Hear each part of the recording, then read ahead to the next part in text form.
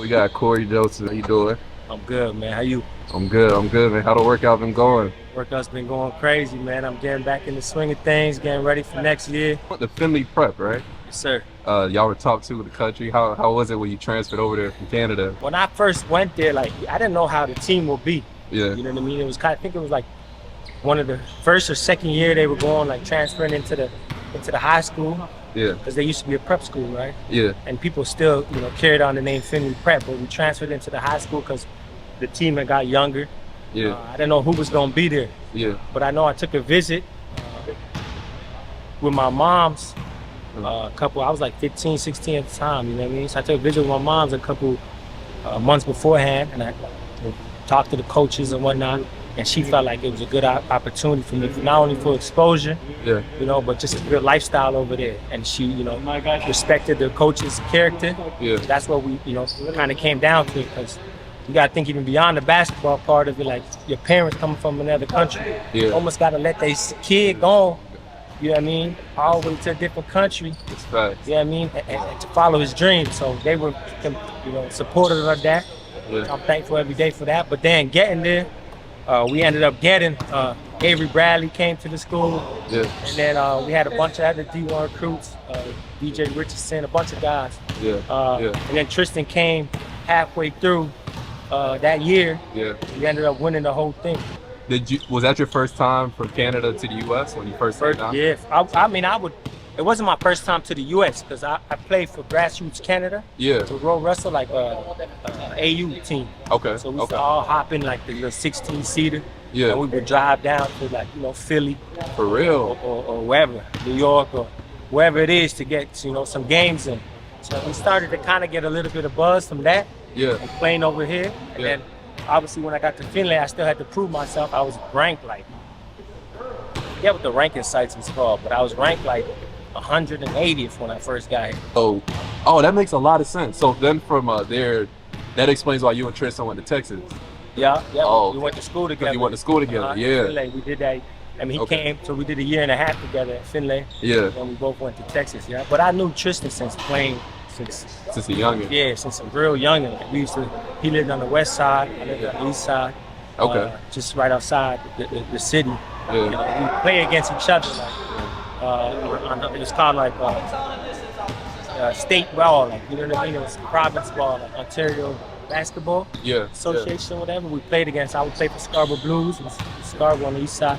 Yeah. Play for Brampton, so we just kind of formed a relationship from then. So he went down to New Jersey a couple years before I went to the States. When my brother went to college in the States, that's when I decided to also go to high school, because he's 2 years older than me. Okay. We left at the same time.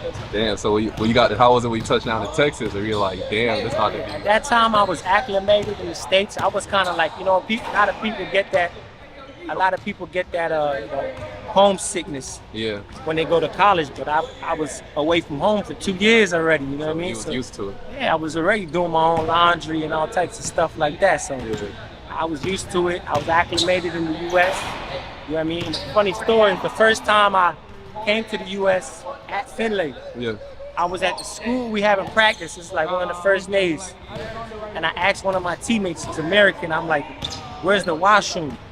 You know what I mean? But not knowing that, bathroom, washroom in Canada is the same. Like, we call our bathroom the washroom. Yeah. And he told me like, oh, it's back at the house. Yeah. You know what I'm saying? Because he was thinking it was the laundry room. Yeah. Like, that's, I guess, how he associated with it. Yeah. So I'm like, what? The school don't have no bathroom? The school doesn't have a bathroom? Yeah. So we live like across the street down the block. So I ran back to the house, used the bathroom, or I called it washroom, came back. And I'm like, bro, this school don't have nowhere for me to piss. Yeah. You know what I mean? He was like, bro, he's like, washroom? I thought you asked me for the laundry room. But that's when I realized, like, I got a bathroom out here. Yeah. Just little things like that, I always knew it as like the washroom growing up. Y'all can hear the accent in the video. His accent hasn't left. Accent's all confused though, Yeah, so you from Canada, you hear him. Yeah, I got a Caribbean dad. I got You know, my mom's Canadian. I got Canadian, obviously. Yeah. And I'm obviously been in the States for so long. It's almost coming up on the same amount of time as I was in Canada, now in the States. Yeah, that's a fact. So after Texas, it was obvious he was going to the league. Like that was well known. Not really. Just- I had a wide range. You know what I'm saying? Okay. My range was from 20 all the way to 40. Okay. You know what I Okay. mean? And I was really contemplating maybe to come back or not. You know what I'm saying? Yeah. I felt like maybe I could have done a lottery that next year. Yeah. But, you know, the opportunity was given, you know, and it worked out. Got drafted by the Spurs, Yeah. which was the best, you know, situation for me and for my career, which, you know, I'm thankful every day that I got drafted by them. Yeah. And yeah, it was a tough. So I worked out when I was in workouts, NBA workouts, because at that time you couldn't put your name back. Like it couldn't go back to college. Once you put your name in, you was done. You know? Yeah. Eligibility was done. Yeah. You go to the combine and whatnot. Yeah. I worked out for like 2018. You know? Like including like the group workouts, plus like I was doing back to backs because I had such a wide range. Yeah. From 20 to 40. You know Yeah. what I mean? And I ended up going 29, kind of landing right in the middle, but that was a lot to. But I worked out for everybody. Basically. You know what I mean? I was on a grind, serious grind, and I was out there with John Lucas. Yeah. Once again, thankful. Yes. Because thankful, once again, I'm super thankful for him and his family, because they really looked out for me. Took me in as a son to, you know what I mean, and basically helped me out through that process, because I had a workout, all the gyms and whatnot to come watch me in Houston. Yeah. So I was there just grinding away too. You had to go like the NBA meetings and everything. You know, like Yeah. what was like the wildest question you got asked like in those NBA meetings? I didn't get, man, they do so much homework, like on you. They know everything. Yeah, they know everything. Like Yeah. they talk to your preschool teacher, like they know everything. So Yeah.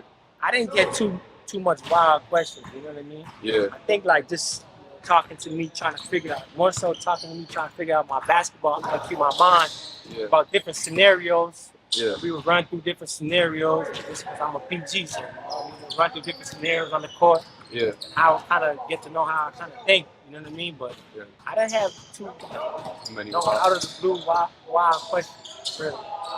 But I've heard stories now, like Yeah, I some know. players, That's why. So you got drafted by San Antonio. You got a ring. You got a ring with them and everything. So like, how was it when you first touched down? Like when you got picked, you got the call from Pop.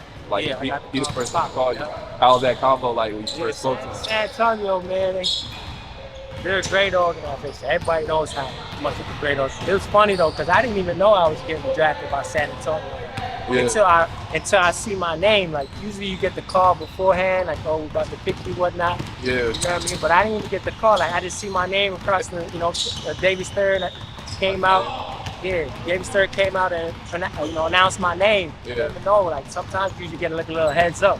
Yeah. We was all excited.